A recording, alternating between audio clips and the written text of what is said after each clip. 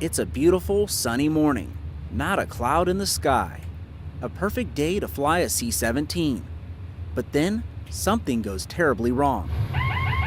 Is the plane gonna crash? Of course not. How can you crash if you're not really flying? For emergency procedures, we can't really simulate having an engine fire go. We could simulate it, but it's not as realistic as if we could do it in here because we can actually shut down the engine where we can't shut down an engine, in flight. Wright-Patterson Air Force Base is home to the 445th Airlift Wing. The wing has 11 C-17s, 10 that fly, and one that just feels like it. The simulator is 30 feet tall and sits on 3 hydraulic legs. The legs let the simulator move, up and down, left and right, giving pilots the closest experience outside of flying, well, a real C-17.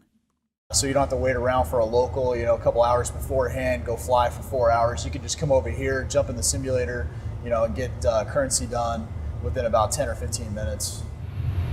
And pilots aren't the only ones getting currency. The cost savings of flying in the simulator compared to a real C-17 sortie is $20,000 per hour. Currency the Air Force needs to save during these fiscally tough times. Before there was a simulator here, they would have had to travel, I think, down to Mississippi to get their training, and of course that costs money. So the more simulators at different sites we can have, the less travel costs we incur, and then you don't have to worry about spending money on fuel, on the air crew to get the aircraft ready. Second Lieutenant Daniel Roberson is a training systems engineer. He works in the Air Force Lifecycle Management Center Simulators Division at Wright-Pat.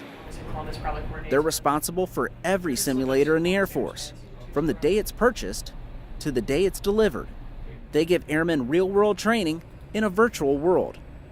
The technology nowadays allows for these simulators to be super high fidelity. You get inside of that simulator and you feel like you're in the real airplane, especially when it's up on motion and with the visual systems we have. 50. But what do the pilots think? The simulator is a perfect simulation of what the aircraft actually does display. And that's virtually what the Real World Simulators Division wants to hear. Reporting from Wright-Patterson Air Force Base, I'm Matthew Klaus.